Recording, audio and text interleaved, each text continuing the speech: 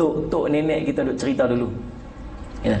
Kamu nak tengok tak apa pakaian menutup Nabi Adam dulu waktu dia duduk dalam syurga? Tengok tak? A'udzu billahi minasyaitonir rajim. Sa'id bin Abu Urabah meriwayatkan daripada Qatadah dari Al-Hasan daripada Ubay bin Ka'ab radhiyallahu anhu yang mengatakan bahawa Adam ialah seorang lelaki yang sangat tinggi. Seakan-akan tingginya itu seperti pohon kurma yang tertinggi dan rambutnya lebat. Itu Nabi Adam AS, tinggi. Dan riwayat cerita tinggi dia 70 hasta ni, satu hasta ni. Tinggi tu. Berapa meter? 30 meter. Betul. Dan silap saya mai. Sudah fikir-fikir patut dinosaur zaman tu besar-besar. Wallahu a'lam dan silap. Baik, sallallahu alaihi wasallam. Nabi Adam AS tinggi. Dan sallallahu alaihi wasallam ketika baginda melakukan kesalahan tersebut ini, makan buah khuldi tersebut, pada saat itulah auratnya kelihatan, yakni dia menjadi telanjang. Padahal sebelum itu Nabi Adam belum pernah melihat auratnya sendiri. Dia tak pernah tengok macam mana aurat dia sendiri. Tok nenek kita duk cerita dulu. Ya. Kamu nak tengok tak apa pakaian menutup Nabi Adam dulu waktu dia duduk dalam syurga? Tengok tak? Tengok kuku dia tak? Inilah pakaian membalut Nabi Adam AS. Wallahu a'lam. Tapi ada satu hadis yang related dengan tu. Kita tengok sekali. Sallallahu alaihi Muhammad.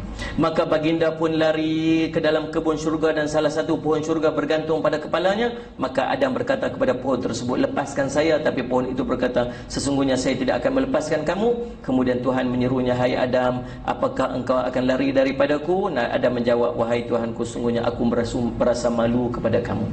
Itu hadis yang pertama. Hadis yang kedua, Ibnu Abbas radhiyallahu anhu menceritakan bahawa pohon yang Allah melarang Nabi Adam dan isterinya memakannya ialah pohon khuldi. Setelah keduanya memakan buah pohon itu, maka dengan serta-merta kelihatanlah aurat keduanya. Tersebutlah bahawa yang digunakan oleh keduanya untuk menutup aurat pada ketika itu ialah kukunya masing-masing. Inilah yang related tu. Sallallahu alaihi Muhammad. Lalu keduanya segera memetik dedaunan syurga, iaitu daun pohon tin menurut riwayat Ibnu Abbas, dan menyulamkan antara satu sama lainnya untuk dijadikan penutup aurat keduanya. Kemudian Adam AS berlari di dalam kebun syurga dan bergantunglah kepada kepalanya salah satu jenis pohon syurga. Lalu maka Allah memanggilnya, hai Adam, apakah engkau lari dariku? Adam menjawab, tidak, tetapi saya malu kepada engkau, wahai Tuhanku. Allah berfirman, bukankah segala sesuatu yang aku anugerahkan dan aku perbolehkan untukmu dari buah-buahan syurga tidak cukup sehingga engkau berani memakan apa yang aku haramkan? Allah tanya, tak cukup ke? Ni aku bagi banyak dalam syurga ni, tak cukup ke sampai makan mana yang haram ni? Lalu Adam menjawab, tidak, wahai Tuhanku, demi keagunganmu saya tidak menduga bahawa ada seseorang yang berani bersumpah dengan menyebut nama engkau secara dusta. Rupanya terpedaya dengan bisikan syaitan yang bersumpah dengan nama Allah. Dia heran, dia kata rupanya ada makhluk engkau ya Allah, dia berani guna nama engkau untuk bersumpah dulu ni. Faham ni syaitan? Pelik dia. Dia terpedaya pasal apa? Pasal hebat makhluk ni, sumpah dengan nama Allah. Kita pun banyak janji dengan nama Allah. Kalau janji dengan nama Allah, confirm tak pi. Tahu apa dia? InsyaAllah. Faham tak ni? Ibu agama nuri rumah saya lah, InsyaAllah. InsyaAllah tu nampak kaya tak pi lah tu. Kaya tak kupi tu nampak kemas tu. Walhal dia yang tadi dia janji dengan nama Allah tu, InsyaAllah tu. Jangan main-main. Tu yang ni, kita terbalik pula. Jadi subhanallah sallallahu alaihi wasallam Muhammad. Ibnu Abbas mengatakan bahawa hal tersebut adalah apa yang disebutkan dalam firman Allah, dan syaitan bersumpah kepada keduanya, sesungguhnya saya termasuk orang yang memberi nasihat kepada kamu berdua. Surah Al-A'raf ayat 21. Allah berfirman, demi keagunganku aku benar-benar akan menurunkan kamu ke bumi, kemudian kamu tidak dapat memperolehi penghidupan kecuali dengan cara demikian. Ibnu Abbas melanjutkan kisahnya bahawa Adam lalu diturunkan daripada syurga. Padahal sebelum itu keduanya memakan buah-buahan syurga dengan berlimpah ruah tanpa susah payah. Kemudian baginda diturunkan ke tempat yang di dunia, yang makanan dan minumannya tidak berlimpah tapi harus dengan susah payah. Tadi duduk dekat dalam syurga, Allah, makanan saya saja mai sendiri, tak payah susah payah, cukup saja, bahkan berlebih-lebih dengan nikmat. Tapi disebabkan kesalahan tersebut, Nabi Adam AS asbab kelakuan tersebut. Walhal memang Allah telah janjikan Nabi Adam sebagai khalifah di muka bumi. Maka asbab tu Allah nak letakkan Nabi Adam AS ke muka bumi. Lalu subhanallah tuan-tuan, masa Nabi Adam AS pun diturunkan ke bumi, dan waktu tu mulalah dia terpaksa bersusah payah untuk mencari makan. Lalu subhanallah sallallahu alaihi Muhammad, kemudian maka mulailah Nabi Adam belajar membuat alat besi dan diperintahkan untuk membajak. Lalu Nabi Adam membajak dan menanam tanaman serta mengairinya. Ini hadis Nabi SAW tuan-tuan, riwayat Ibnu Abbas radhiyallahu anhu. Maka ini menolak tuan-tuan sekalian disebut sebagai apa? Teori apa tu? Yang manusia ni mai daripada beruk. Teori apa? Darwin kan? Walah Nabi Adam ni orang pertama makhluk Allah, manusia pertama yang turun ke muka bumi, dan dia dah reti dah. Allah dah ajak dah, dia dah buat tukang-tukang benda-benda besi dah buat dah, pi bajak tanah. Allah ajak dia macam mana cara. Tuan-tuan sekalian muslimat, itu dalil yang menolak, dan kita berpegang dengan kekuatan hadis Nabi SAW berbanding dengan teori menggunakan akal manusia. Ketika telah tiba masa menuai, maka baginda menuainya dan memilih biji-bijian dan menggilingnya menjadi tepung, lalu menjadi adunan roti darinya. Setelah itu barulah baginda memakannya. Tetapi Adam tidak melakukan itu kecuali setelah Allah mengizinkannya. Takut dah. Lepas dia buat apa semua, lagi Allah tak izin makan, lagi tu tak makan. Pasal apa? Takut dah, takut silap. Allahumma salli ala sayyidina Muhammad. Tuan-tuan, banyak lagi hadis-hadis yang lain salli ala sayyidina Muhammad. Dari Qatadah yang menceritakan bahawa Adam berkata, wahai Tuhanku, bagaimanakah jika saya bertaubat dan memohon ampun kepada kamu? Allah berfirman, kalau demikian niscaya aku akan memasukkan kamu ke dalam syurga. Tetapi iblis tidak meminta taubat, hanya minta masa tangguh. Maka kedua-dua diberi hak oleh Allah atas apa yang diminta oleh masing-masing. Nabi Adam minta taubat, minta ampun, Allah bagikan keampunan. Iblis minta tangguh, maka Allah beri tangguh dekat dia. Sampai bila? Sampai hari kiamat. Dia buat apa? Dia akan menyesatkan seluruh anak Adam, tu janji dia. Tuan-tuan yang dirahmati oleh Allah sekalian.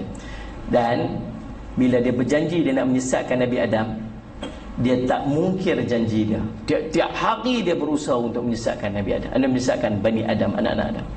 Faham ni? Iblis pun tak mungkir janji, tuan-tuan. Orang mungkir janji teruk pada iblis. Cerita aku tu lah. Faham tak? Tuan sekalian sallallahu alaihi wasallam Muhammad.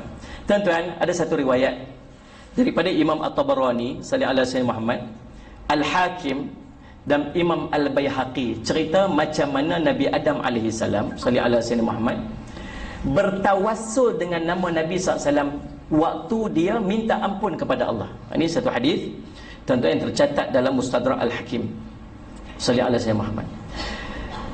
Satu hari tuan-tuan, Imam Malik sallallahu alaihi Muhammad memberi anjuran kepada Khalifah Al-Mansur, yang pada ketika itu Khalifah berada di Masjid Nabawi. Ni kisah dia.